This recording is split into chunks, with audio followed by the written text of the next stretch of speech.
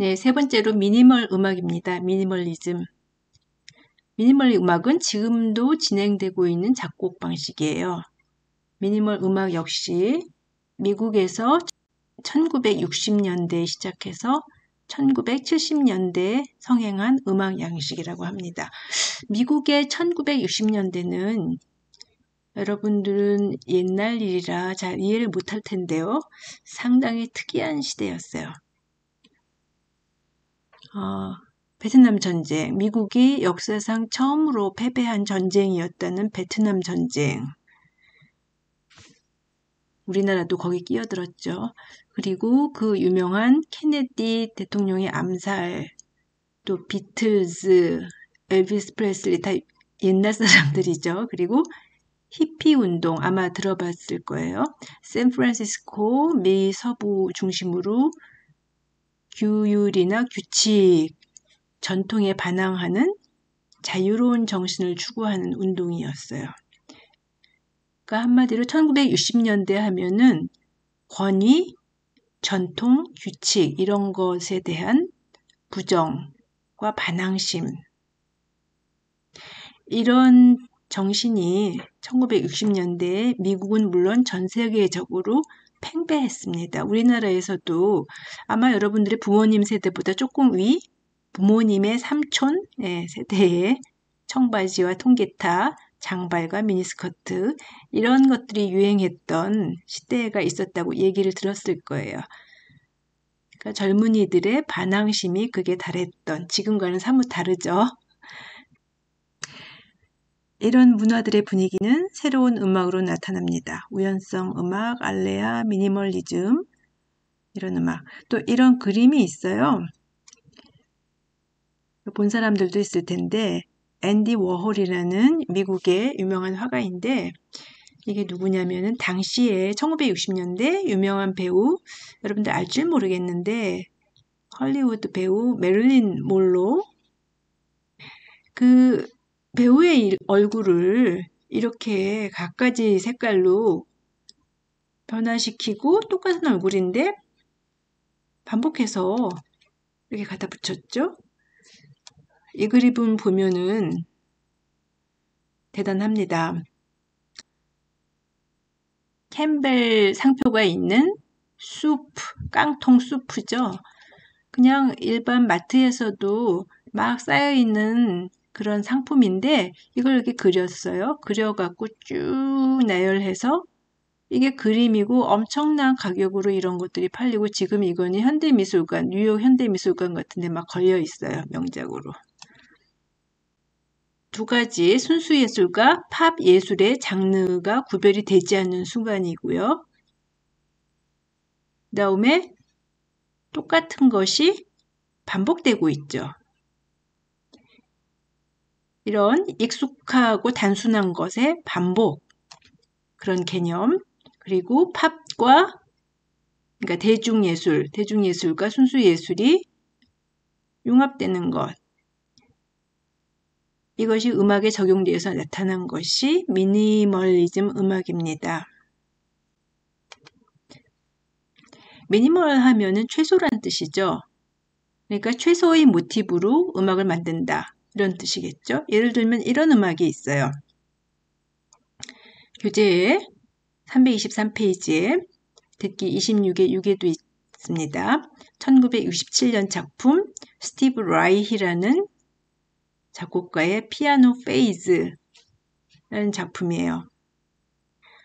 음악 자체는 이런 단순한 모티브, 5개 음으로 된 모티브인데 계속해서 반복됩니다.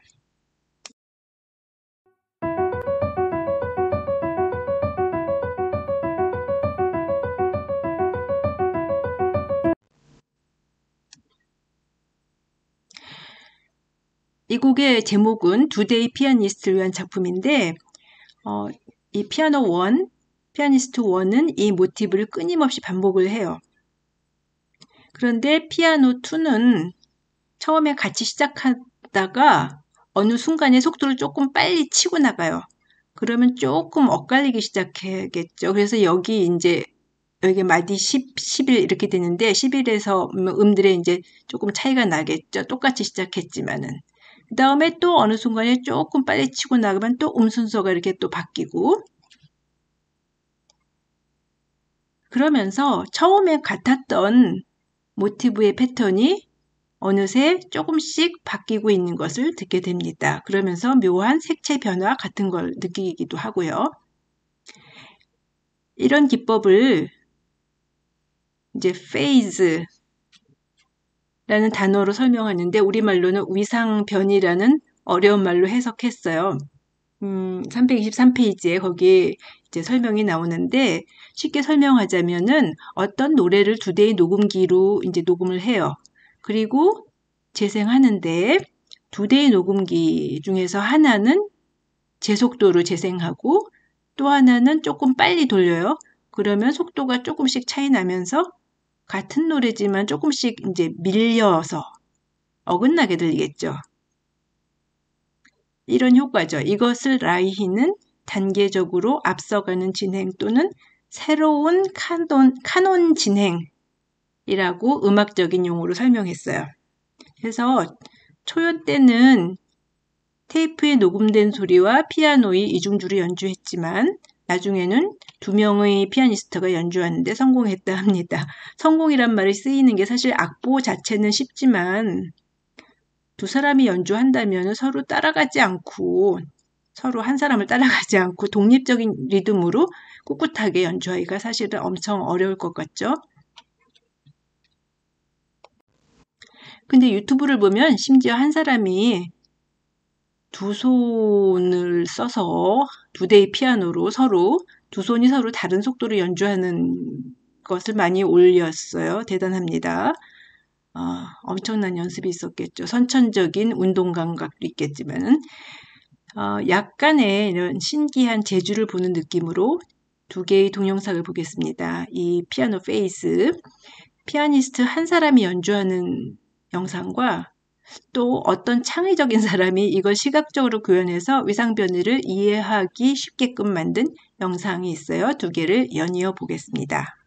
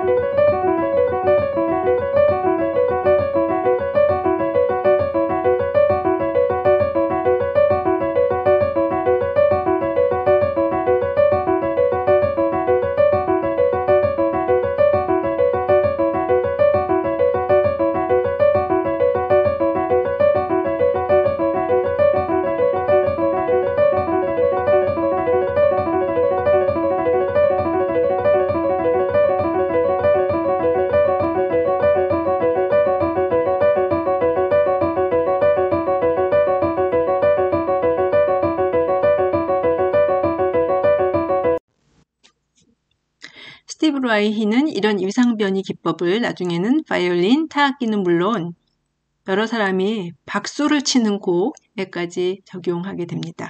그런데 모든 미니멀리즘 작곡가들이 이런 위상 변이를 기법을 이용한 건 아니고요. 여기 필립 글래스라는 작곡자가 나옵니다. 현재로서는 가장 유명한 대중적으로도 잘 알려진 미니멀리즘 작곡가입니다. 라이히의 영향을 받았지만 이 사람은 인도의 리듬 기법을 적용한 첨가 기법을 썼다고 해요. 교재 325페이지 보기 26에 21에서 보는 것처럼 5개의 기본 리듬 패턴이 있는데 여기에 어떤 때는 4개의 음을 더하고 어떤 때는 5개 플러스 4개 플러스 3개 또 어떤 때는 5개 플러스 4개 플러스 3개 플러스 2개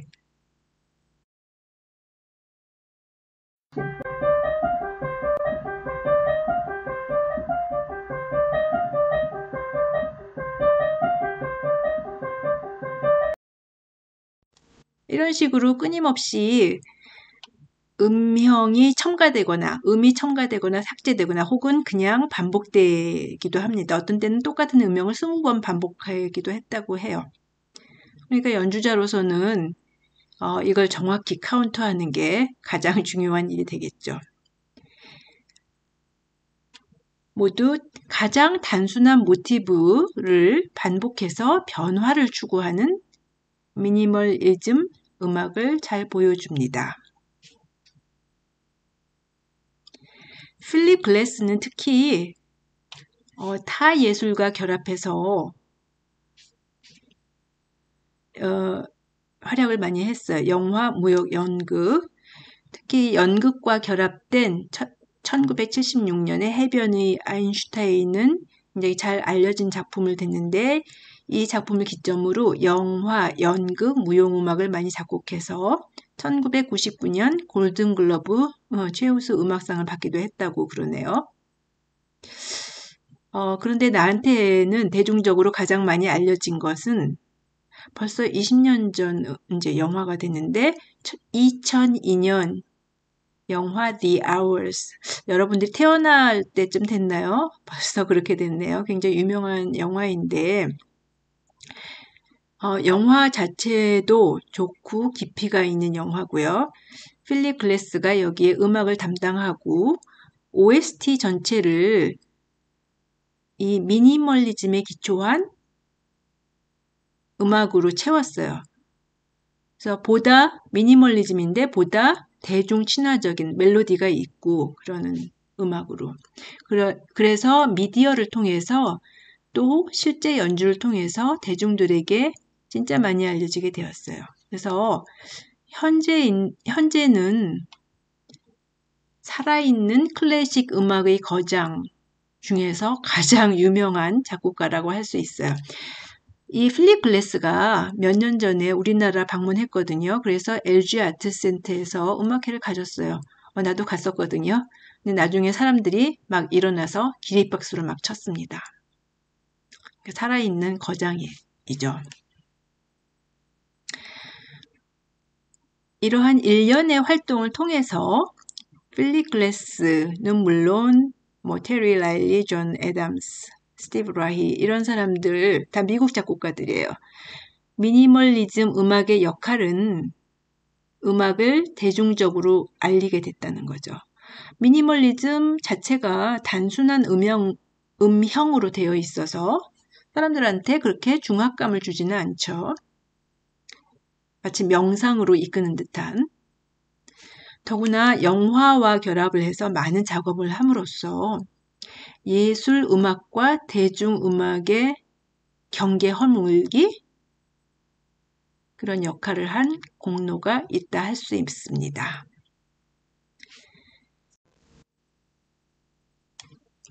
네, 이렇게 미니멀리즘 음악과 함께 우리가 우연성 음악, 알레아, 미니멀리즘 이 3가지 경향을 소개한 아방가르드 음악을 끝마쳤어요.